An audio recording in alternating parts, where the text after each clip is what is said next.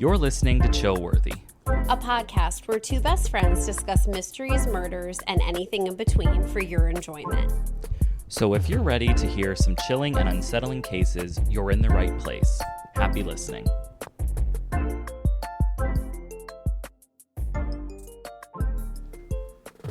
Hello, everyone. Welcome back to Chillworthy with Talia and friend.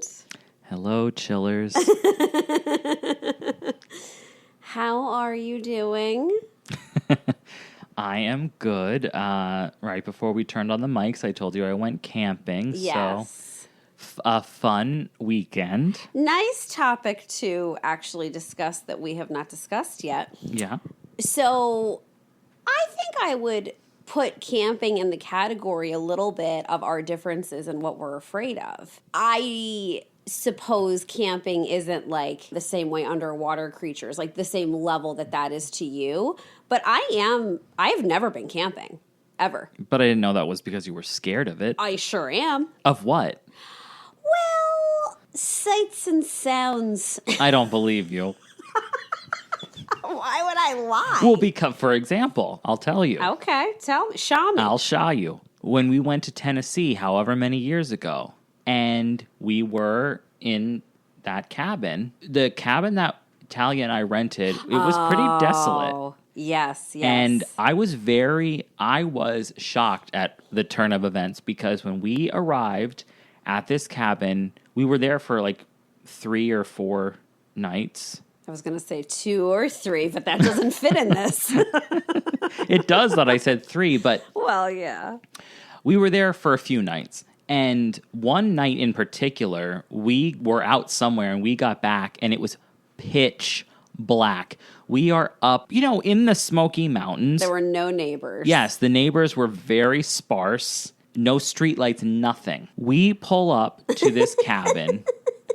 And I'm sitting there, like, I'm ready to get the hell out of that car and get into the cabin. And for some reason, this is when you just decide you just want to have a sit down and talk right there.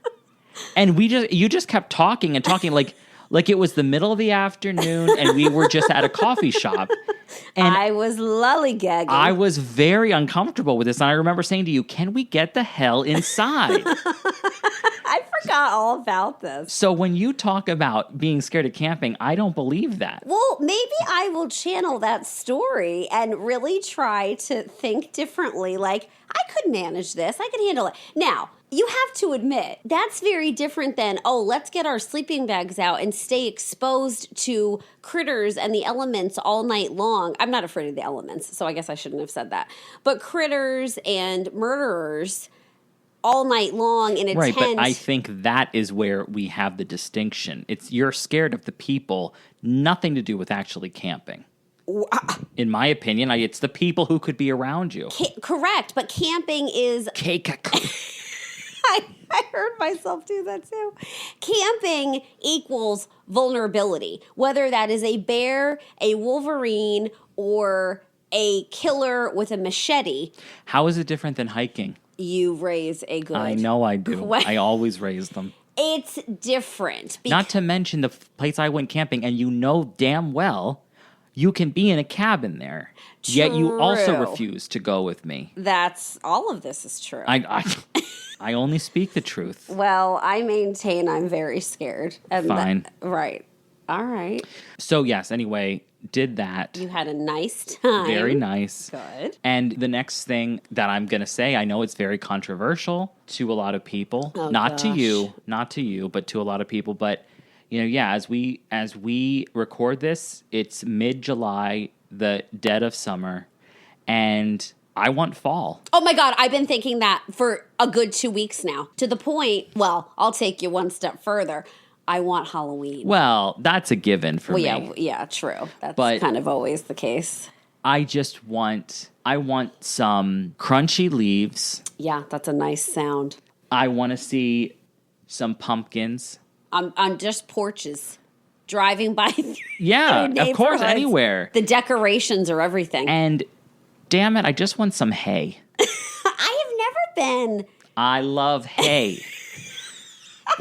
And you know this because when we're driving on the highway sometime. Yes, the hay trucks.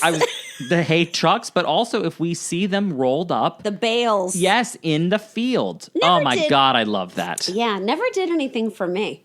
Well, I love a nice rolled up piece of hay. I enjoy some nice hay smells, I guess. Absolutely. Yeah, but it's not a favorite. So. Tomato. That's what I want. Right. I got my Halloween crystals out, my Halloween carving ones out to try to manifest. I don't want time to go by quicker, but I do want it. I do want it to feel chillier. However, perhaps my crystals are already working because, not that this is here to stay, but there have been some evenings and mornings that feel fall-y. Yeah, no, I agree. Yeah. It was, even last night when I was camping, I mean, it was a little colder at night for sure. Hell I yeah. woke up feeling like I was in an oven, though. Well, that's a drag. Before we do jump in, you said you have an update on your book. Yes, one of them. So, which one? The Murder at the End of the World, the dystopian. Yes. I maintain I think you would enjoy it. It was so... The Grease Island? Yes. Very well done. This is the one where the fog is coming, already, decimated most of population of the world. And it was such a good murder mystery and multifaceted, and I wasn't sure what happened. And what I suspected, I was completely wrong. And I love being wrong when I'm reading a mystery. I love it. So yeah, I would highly recommend this. Now, it takes a lot for me to give a book 5 stars. Does it? Yes. So if I really love a book, generally they get 4. This did get 4. Nothing wrong with that, man. Of course not. But now I'm sure everyone's waited with bated breath. What got 5? Would you give us just one example of it? I would be happy to give you one example. Please. The House in the Cerulean Sea. Aw. That's a solid 5-er. Sweet. Actually, I just saw an interview with him on TikTok. New book, fall. Well, Somewhere Sequel. Beyond the Sea, yes. Absolutely. So, yes. he actually said in that interview that every other book he's written that has come out, all of them were written before 2020. Like, he just kind of stockpiled them. He said the sequel to The House in the Cerulean Sea is the only book he's ever written after... the book was a big success. Like, he's like, I've never written a book to follow up another book except for this book. Interesting. So, yeah. I don't know if I mentioned this in previous episodes. I feel like I did. How I have a fall book list, summer book list, winter book. I like reading books if I can figure out the time of year or season that they take place in. I like to read them in the corresponding. Well, of course. Right.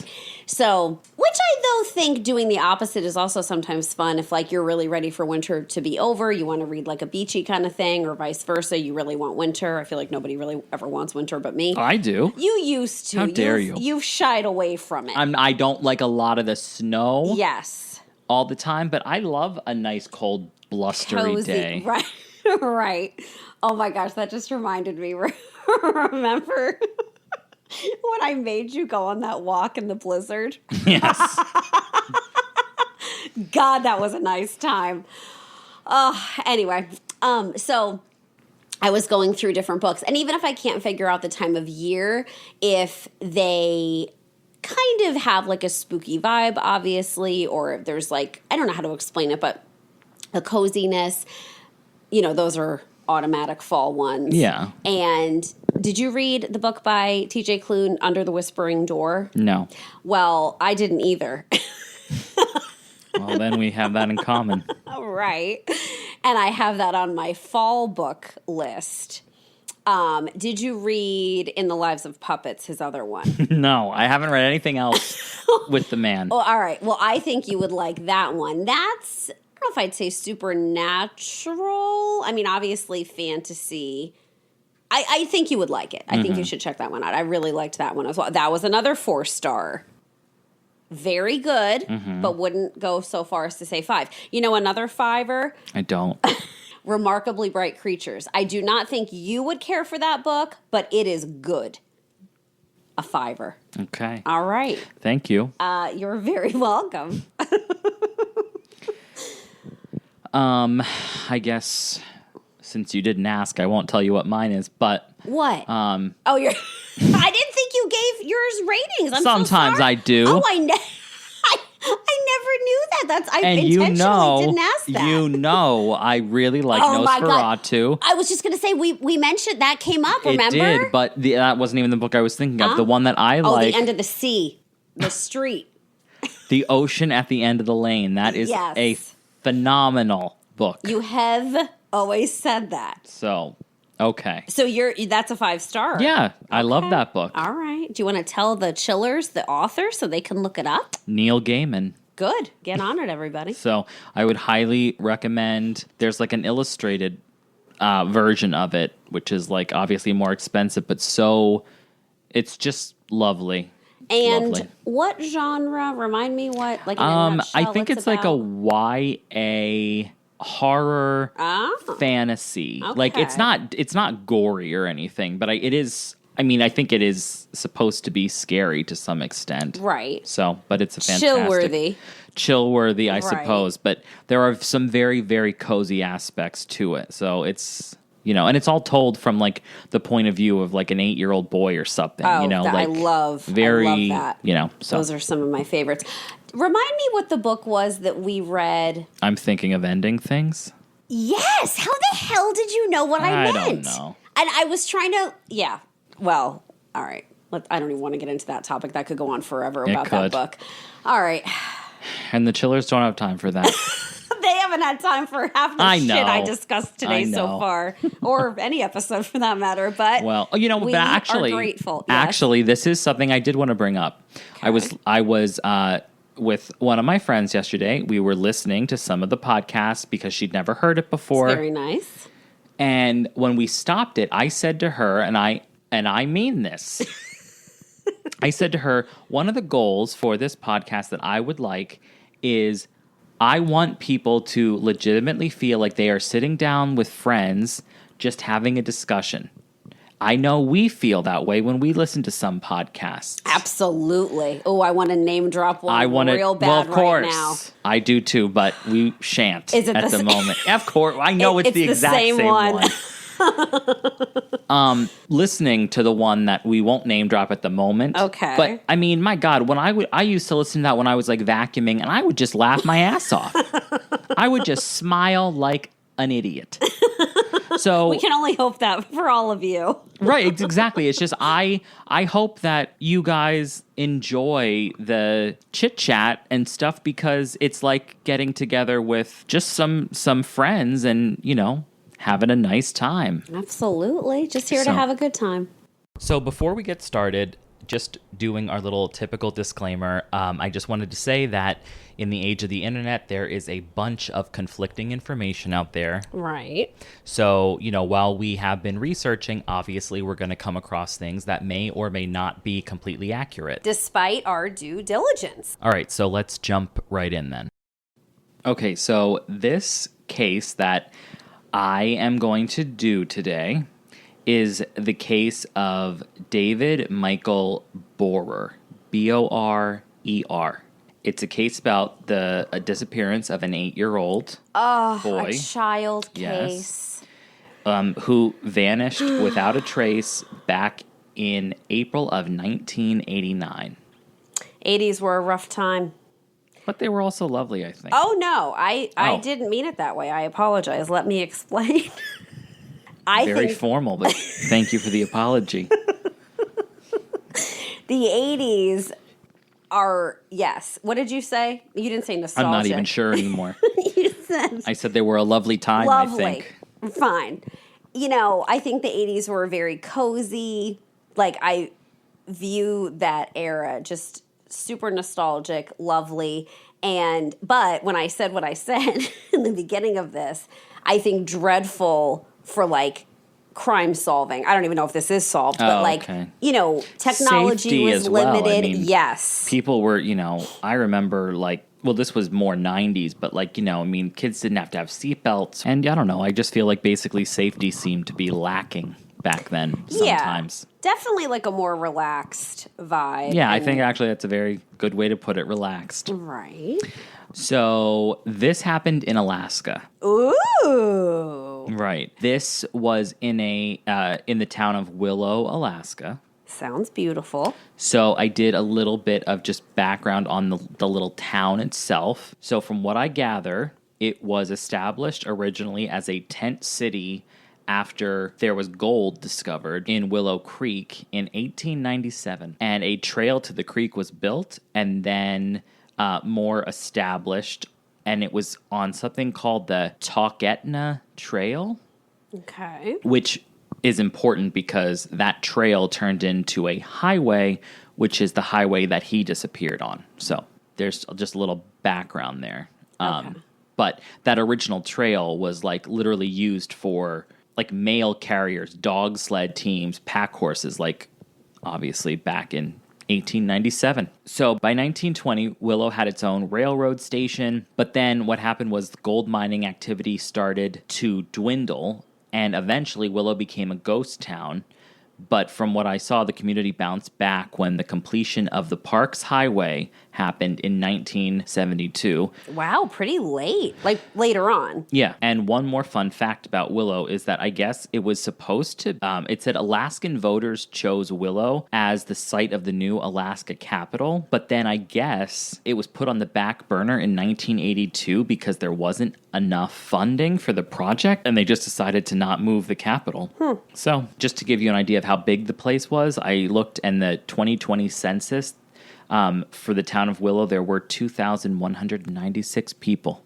I was thinking to myself when you started that sentence, I'm not even going to know what the hell you're talking about with whatever number you give, but now hearing what the actual number is, that definitely painted a picture for me. Right. Thank you. Right. So teeny tiny. Yes. So if you want to take a look, I put a little picture up of him. All right. I don't want to see it, but... Well, then don't. Well, I have to. Fine. He deserves it. He is so adorable. His sweetie little face and haircut. I am interested in hearing about this, but I think it's going to be a doozy. Now, this first thing is, and actually this goes back, I mean, I think even this is a little extreme for me when we were just talking about the 80s and like being lax. Right. So from what I gather about David, he was quite independent. Good for him. I guess. A go-getter. But when I say independent, I mean he once hitchhiked 30 miles. A wild child. Yeah. To Wasilla, Alaska. So this child not only was independent, but it seemed like his family allowed him to be so. Right. Gave him a lot of freedom. Yes. Liberties. Right. On the day of his disappearance, it was April 26th, 1989. So I am completely unfamiliar with Alaska. What are we talking weather-wise, or will we get to this? Like, what is weather like? I actually do have that. Okay. Yeah. I was going to assume we're still in winter. Winter in April? In winter, Alaska? Not winter. Okay. But maybe, I mean, it wasn't balmy. Right. Yeah. So April 26, 1989. He leaves home around 5 p.m. Apparently, he was near mile marker 82 on the Parks Highway and was reportedly either heading to a friend's house or planning to play on a sandbar near the Kashwitna River. Well, I guess it wasn't too cold. He wants to go in the sandbar. You know? Well, yeah, but I think there's a part about how it was all iced over. Oh. But this river where he was supposedly heading was around 11 miles away from where he lived. Can you imagine this? An 8-year-old going 11 miles just to go play on a river, right. A frozen river. Right. I mean, all of this is not safe. None of this is safe. You know, though, it makes me think, not only was it the 80s like we talked about, things were much more lax. Because when you were talking about, I think it was the seatbelt comment, it made me think, like, even kids playing in neighborhoods, like, you know, you'd be out for hours, just make sure you're home for dinner. Not every household obviously operated like that, but that was kind of common back then. Like, you're out playing with your friends. I don't disagree with that, but I don't picture many kids hitchhiking 30 miles. Not the hitchhiking, correct. But I'm wondering in certain areas, especially... Like, let's pretend you're 8 and you say to your mom, hey, Mom, I'm going to hitchhike 30 miles. You have your little sack tied onto a little stick over your shoulder. And my Little Mermaid lunchbox. Right. And she just says, all right, sweetie. See you later. Right. Be safe. I would imagine David did not alert them he was going to go hitchhike at all, never mind 30 miles, I'm assuming. But right, exactly. Knows? But also, I was going to say about the town, with how you described how small it is, I'm thinking maybe... I'm not sure what the parents would think about playing 10 miles away and he's just roaming around on foot to get there, and no less, like you said, playing on a frozen river. But that in those small towns, and I'm imagining it to be very rural, maybe they really wouldn't have thought much of that part. The hitchhiking is on another level, I will agree. Yeah. But so, and like you asked earlier, I did check, and the weather for that day around the time of his disappearance was 45 degrees. I mean, so, not... warming up, but... Right, not totally frigid anymore, but certainly not warm. Right. And no rain or snow or, like, windy conditions. Okay. So the next thing, if you want to check, is I just kind of show where Willow is in Alaska. As you can see, it's very close to Anchorage. It is. Now, what, though, is this red? So... the red lines represent the Alaskan Triangle, which I'll get into later, but basically that's Alaska's version of the Bermuda Triangle. Get the hell out of here right now. Yeah, I will get to that later. But I never heard of this. I didn't know that was a thing. I didn't either, but there's a lot of spooky things happen there. So, okay. I have so many thoughts right now, none of which I will share. You're welcome. Because they're all... I couldn't be happier. They're all scattering and floundering about. You organize them in your head for a while. I'm going to try. And we will return to the Alaskan Triangle later. I am so excited about that. Like, now I'm excited. I'm excited. Good. Yes. If you also... I put in the coordinates, so if you want to click on that, you can see the street view of what he was hitchhiking. This is effing bleak. Yeah. A bleako. I mean, not what I was imagining. Both sides of this highway are ridiculously dense with I'm doing Alaskan a full forest. circle. Me too. This is... Can you imagine this shit at night? Well, no. Yeah. So, anyway, I thought you might like to see where we're talking about. Thank you. This is very exciting. Again, now at the time of his disappearance, David was wearing a red coat, green jeans, a green plaid shirt, and winter boots with felt inserts. And he had blonde hair, blue eyes, and I guess he had some distinctive scars under his right eye and above his left eye, and his front teeth slightly protruded. And it was also noted that he was left-handed. God love him. Now, you're making me nervous over there. What are you looking at? I'm scrutinizing his picture for these facial scars. All right, I don't want you to jump ahead. No. I know you're tempted to do so. Right. As you have in the past. I have, but I'm keeping an eye on you. Yeah. So David's mom reported him missing at 7 p.m. that night when he didn't come home. Which, I mean, if he was going somewhere 11 miles away, that's not exactly right down the road. How much time was she giving this kid to even play when you think about it? True. Unless she didn't even know he left. I mean, who knows? I don't know. He doesn't strike me as someone who was checking in with this whole hitchhiking story. Right. I think he went to the beat of his own drum. Probably. Were there siblings? Do we get to that? Yes, there was one sibling. Okay. We'll get to that in a second. So anyway, she reports him missing. So throughout the course of the summer, the investigators searched for David. They even used the help of Boy Scouts. Oh, I feel like Alaska has Boy Scouts on a whole other level. Probably. Yeah. Another one of our favorites, search dogs. Oh, my God. They are employees. And another one that you also seem to like, psychics. All of this excites me. Who traveled to the area numerous times. Now, it was noted that these psychics were Chicago-based. I have no idea why that's important. Yeah, I wonder what that's about. The Windy City. But anyway, so The Chicago psychics were on it. Okay. So, in reference to the dogs, they traced his scent to the edge of the park's highway. I can only assume around mile marker 82, which is how they know this information. Right. But after that, they were unable to uncover any other signs that he'd been in the area, like past that. So this disappearance made local headlines for the rest of the summer. And it said that both his mother and father gave multiple interviews to the media. I tried to look. I could not find any of them. I mean, I know it was many years ago. Right. Like, I don't know. That stuff, obviously, I don't think is on YouTube. It's not like they were on Larry King, So initially, there were rewards that were offered in the case in the hopes of them prompting somebody with information to come forward. And then there was even a foundation set up to help raise funds for, like, all these searches. But currently, there are no known suspects in this case at all. David's dental and DNA records are available for comparison should any remains ever be found that they think could be his. Now, there's some theories, but, like, literally that's all the information. This child just completely disappeared. Vanished. Right.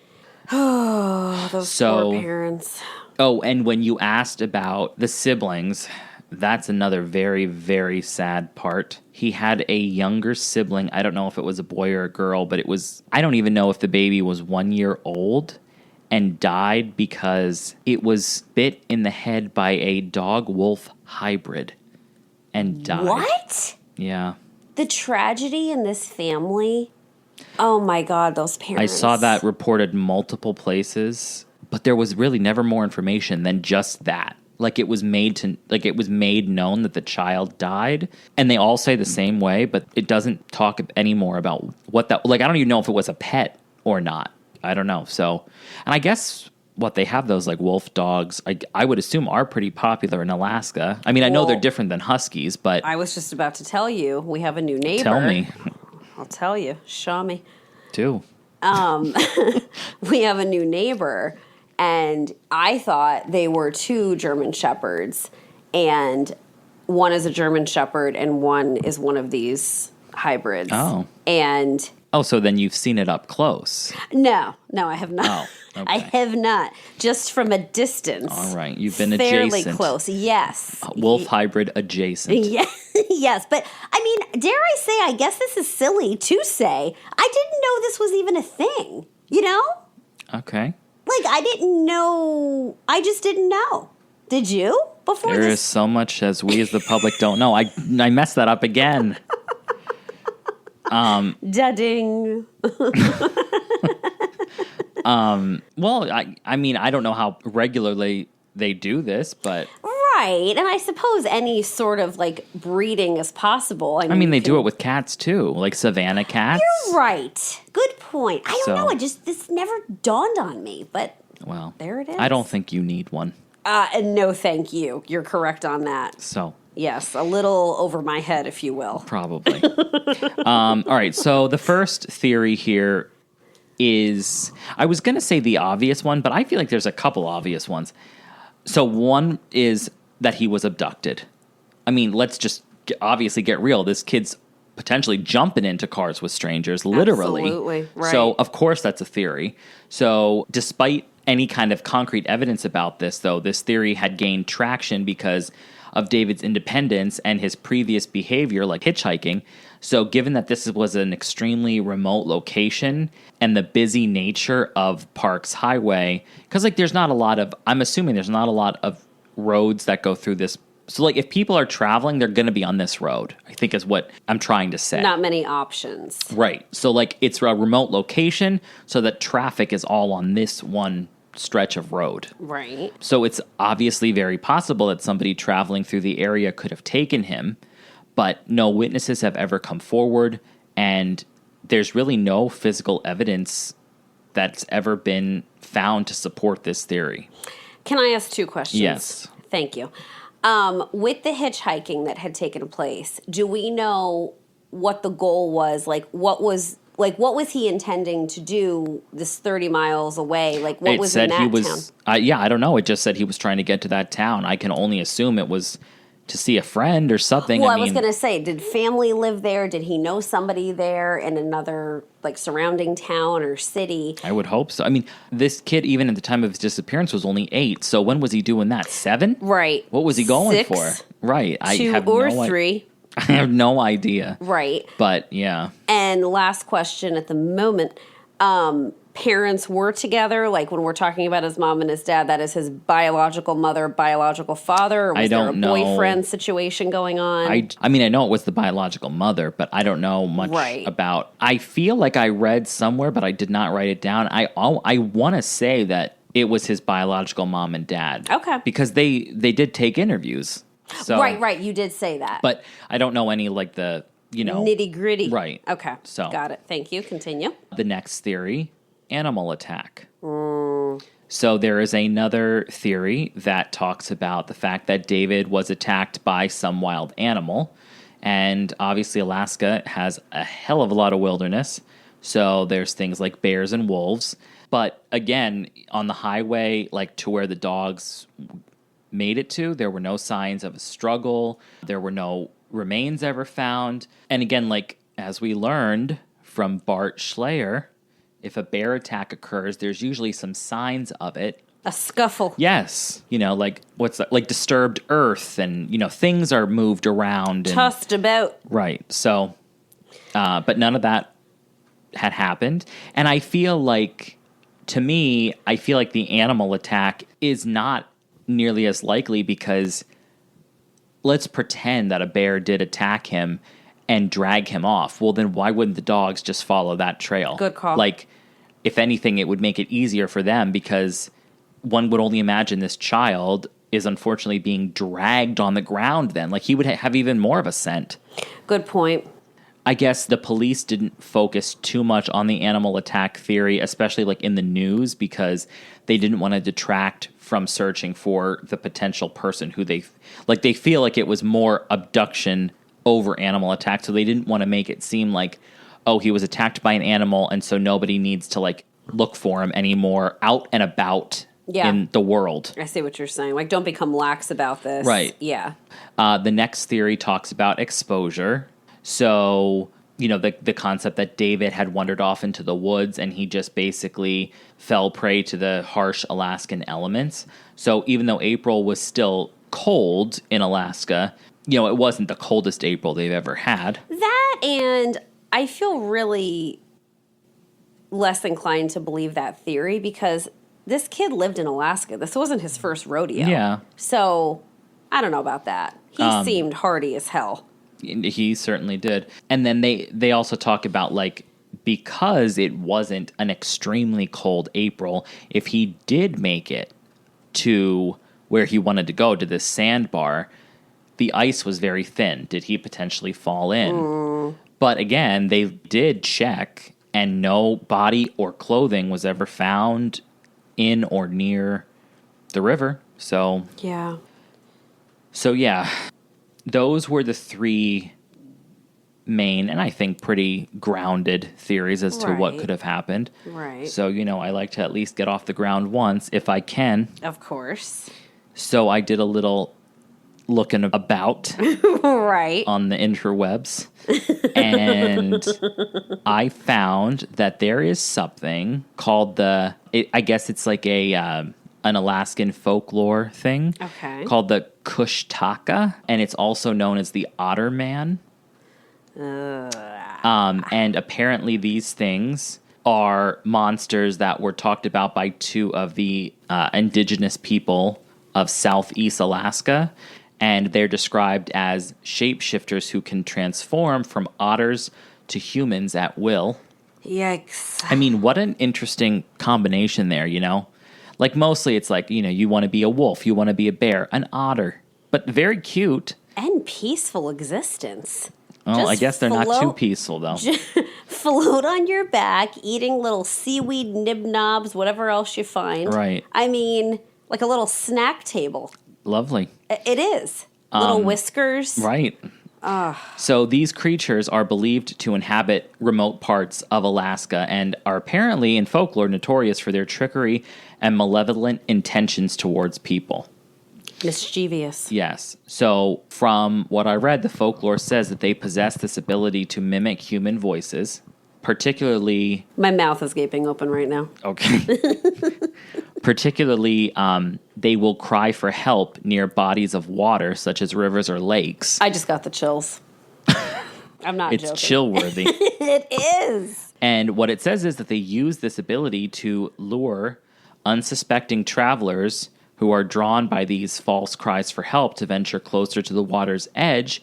And once lured over there, they are abducted, basically resulting in their demise. Well, that's awful. Yes. And I would think that, I obviously did not know David, but I'm thinking, well, would a child run to that, though? I feel like a child would be fearful. Not this child. Exactly. In my opinion. I feel like he sounded so brave. I feel like he would run for it and, try to help or intervene. Like, I just feel like he was, I don't know, kind of wise beyond his years and just on another level for an 8-year-old. I agree. So just to kind of wrap this part of the case/podcast up, despite extensive searches and investigations, there's never been any definitive evidence that has been found ever finding out what happened to David. Heartbreaking. Yes. So, I just saw in my notes that the baby that ended up dying, oh my gosh, because I wrote this a little while ago, he was only 4 weeks old. What? And with the hybrid. The dog-wolf hybrid, yeah. I guess officially David's case is classified as a non-family abduction due to the lack of any type of evidence. And I guess if he were alive today, which potentially he could be. True. He would be 43. 43. And I know if anyone is interested, they could look up his name online, and they do have I don't have it right now for you, sadly, but they do have an age progression picture of what he would look like. Yeah. So not a lot of information, a shorter stint of a case, but I think what made me pick that one was specifically the idea of just how lax the 80s were with this. I mean, I just cannot imagine an 8-year-old hitchhiking, but... I want to get back to this Alaskan Triangle. I'm getting there. I'm excited. Do you have any closing remarks on the case itself before we talk about the Alaskan Triangle? I feel like I'm just going to repeat myself from every other, missing person case that we've done. And this. All right, good. We'll skip it. No, go ahead. Tell us your thoughts. Right. But, times 2,500 because this is a child. And these poor parents and how traumatizing this tragedy is. Now, I'm sorry, the baby who was attacked was after David went missing? Or 1 year after. And the hits just keep on coming. Yeah.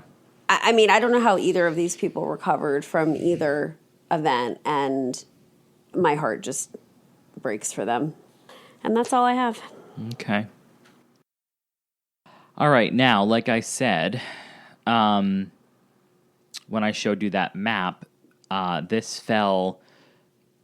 Granted, yes, very, very close to not being in the Alaskan Triangle, but it still was in the Alaskan Triangle. Yes. The Alaskan Triangle is a region in Alaska known for its high number of unexplained disappearances, including mysterious phenomena and eerie stories. This, when I said that, it reminded me of like that quote in Hocus Pocus where Allison's like, talking about the museum, and she's like, a lot of spooky things happen there. So it stretches from Anchorage to Juneau in the southeast and Barrow in the north, covering a very vast and largely uninhabited area of wilderness. Have you ever seen, I'm assuming not, 30 Days of Night? No. I watch that movie every once in a while because it is a damn good vampire horror movie that takes place, I want to say, in Barrow, Alaska. Okay. And so this movie is basically just about like a tribe of vampires. I guess tribe isn't the right word, but whatever. Clan, sure. Not sure if that's right either. Scottish. A group of vampires. Fine. who decide that they basically like wait until Alaska is in the, like where it's The dark all the darkness, time. right. And they cut power to this really tiny Alaskan town and just intend to feast because the sun ain't coming back for 30 days. And it is a very scary movie. It's gory-ish. It's not like Saw or something, right? Which I've never seen. But you've never seen? No, I'll never see that shit. I saw one for sure and actually liked it. I think. No, I'm pretty sure I liked it. No. I don't think I saw any of the others, though. Possibly 2, but I don't think so. I don't even remember 2 1. or 3. But anyway, it's a good movie, and it definitely has that aspect of like frigid and just dark and bleak. So it's a good winter. Yes. A winter blustery day outside, and you sit in and watch a nice scary movie. Right. So. Is it from the 90s? I don't think so. I think it's at least in the 2000s. Right. So here are some key points about the Alaskan Triangle. So number 1, disappearances. So the most notable aspect of the Alaskan Triangle is the high number of disappearances of people, airplanes, and boats. Going down. Since 1988, more than 1,600 people have vanished in this region.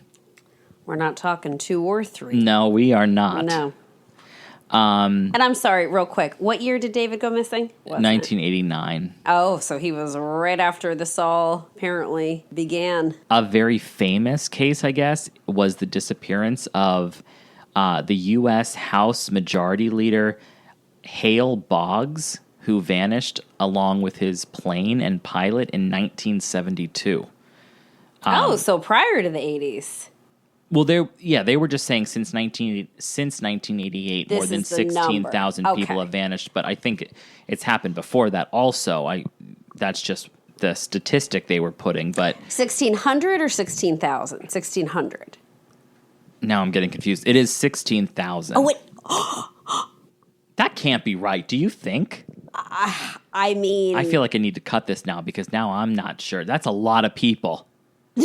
The 1,600 was a lot of people, but I think that's believable. But I don't know. That's several decades. All right, chillers. Well, with the help of movie magic, or shall I say podcast magic, we did some real-time fact-checking. Right here, right now. Right here, right now. And actually, it's even worse than what we were saying because I just found an article from 2023 that is now quoted in saying over 20,000 people have mysteriously vanished from what is known as the Alaska Triangle. What the hell is going on up there? I cannot even process this. And why is anyone going? Like, if you...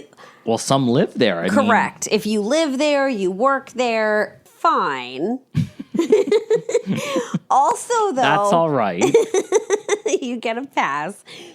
And, not to say that those people are going in boats and on planes, trains, planes, and automobiles, but also, I don't know. I literally don't know what to make of this. I mean, something is happening. 20,000 people?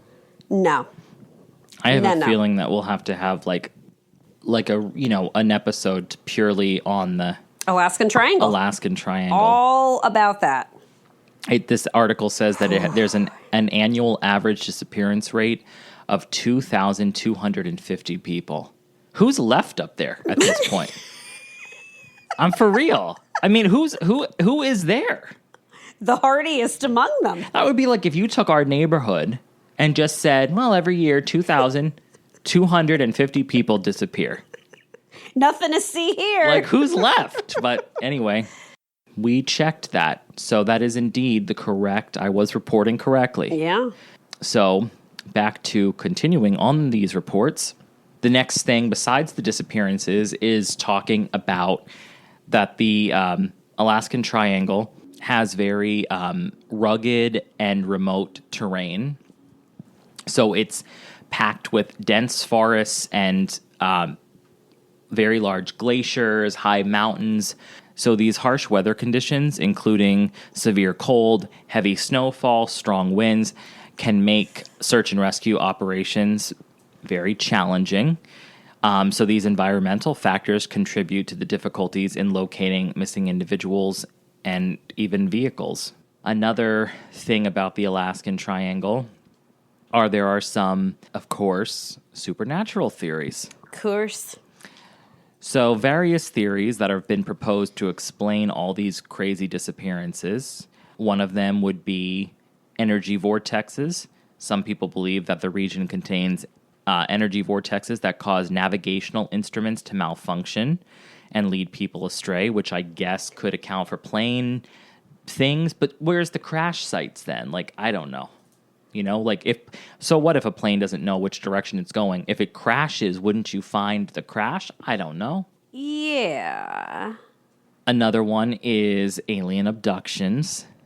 Could be. So apparently there are numerous reports of UFO sightings and alleged alien abductions in the area. Now, I guess when they say alleged alien abductions, they're talking about the people who have been returned. I don't know how else they would know this.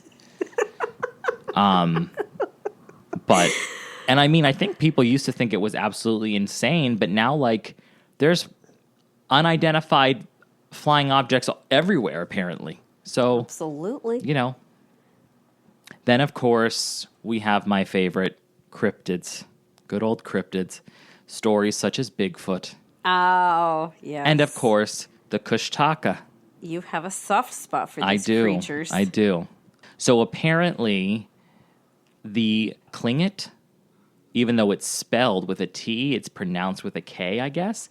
Fascinating. Tlingit is a certain one of the indigenous people, and the other group of indigenous people are the Tsimshian. And again, there's a T in that, but it's also silent. Huh. And they just talk about what the Kushtaka can do. And I know I went into a little bit about that, but they are most famously known for their ability to shapeshift from otter to person and back again. And like I said, they do these luring tactics with calling out for help and trying to pretend like they, are a person who needs help and stuff like that. And I guess, though, I wanted to note, just to not give them a totally bad rap, that in some of the folklore stories, not all of them depict them as evil. So in some of the legends that these, native groups talk about, they are seen as protectors, saving people from freezing to death by turning them into one of their own. Wow. Thus giving them the ability to survive in that harsh environment. How generous of them. So, well, if they're saving their life. Absolutely. I wouldn't mind being an otter for a little bit. I was thinking that a little myself, but I don't know. I think I'd still rather be turned into a water creature, an underwater You're creature. sick.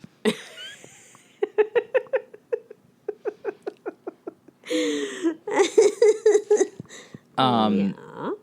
So there have been occasional, only occasional, obviously, modern day reports of encountering one of these otter men. So I think that that's cool. I don't think I'd want to do that.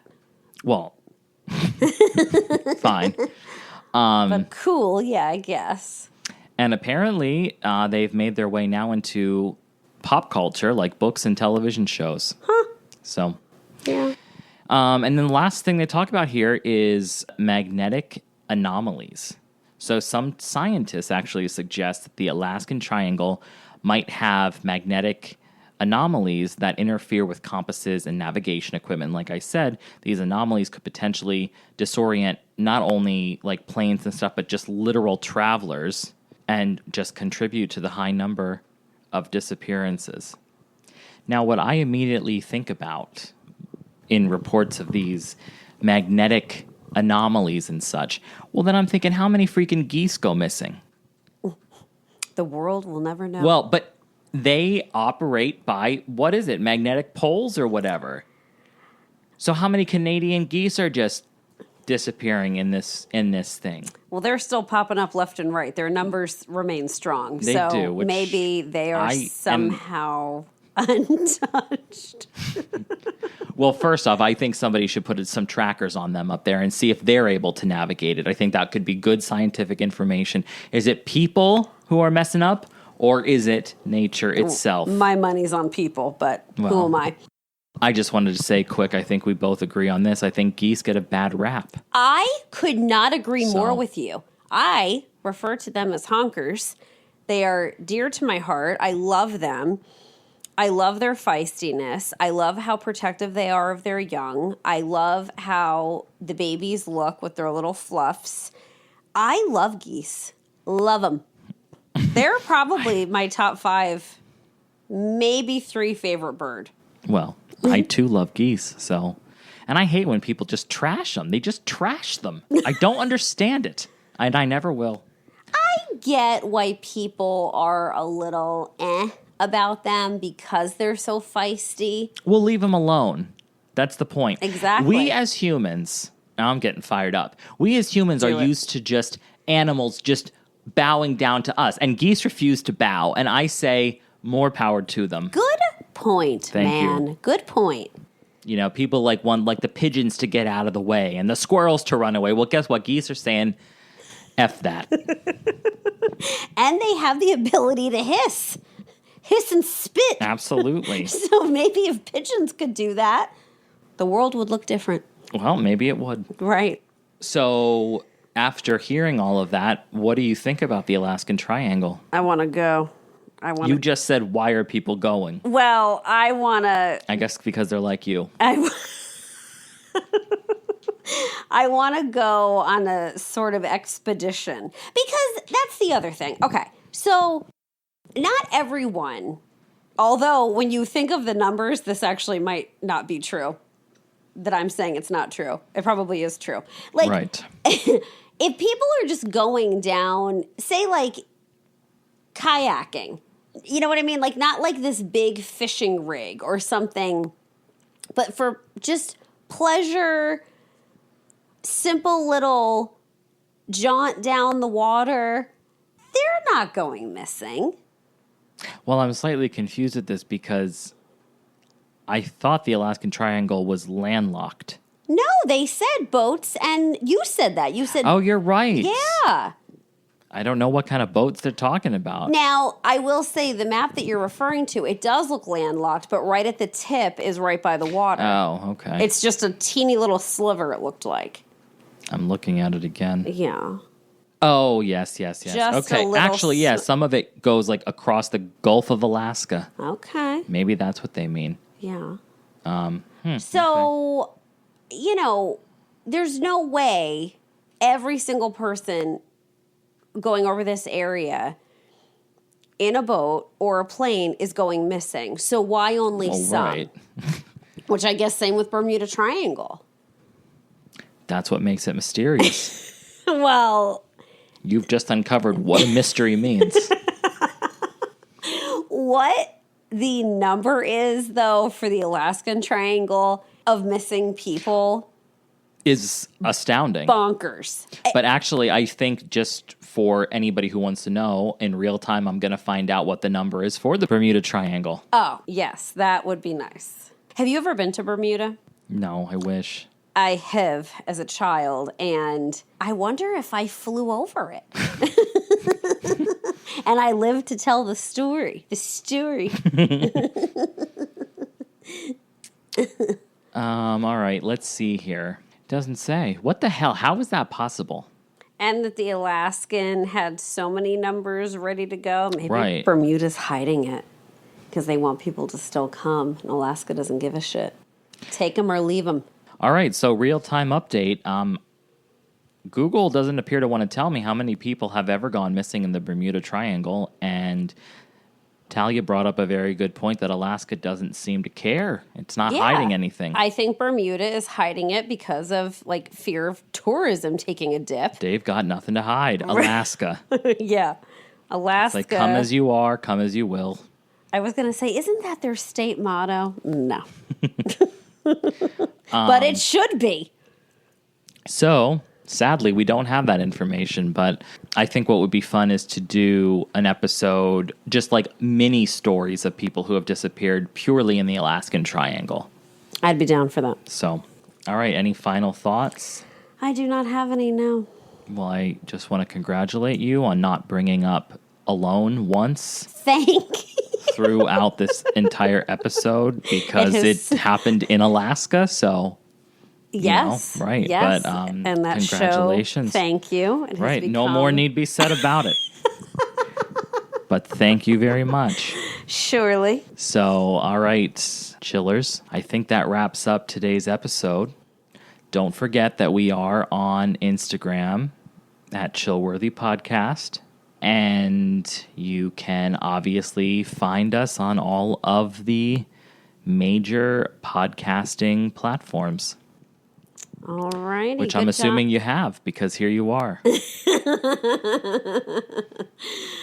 You did a good job. Thank you. This was multifaceted. Yes. It went off the, mystery itself into another mystery.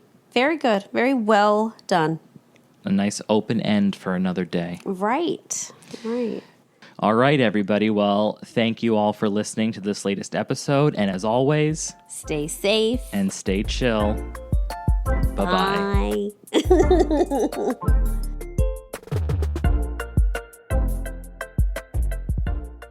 You've just listened to Chillworthy. Thank you for joining us on this latest episode. While we strive to keep our discussions engaging and lighthearted, we also wanted to take a moment to acknowledge the real lives and events that are at the heart of these stories. We try to approach each topic with a sense of curiosity and respect, fully aware of the impact these events have had on the individuals and their loved ones. Our goal is to honor their memories by keeping their stories alive and shedding light on the mysteries that surround them. If you enjoyed this episode, please remember to subscribe, rate, and leave a review, and don't forget to join us on the next episode of Chillworthy.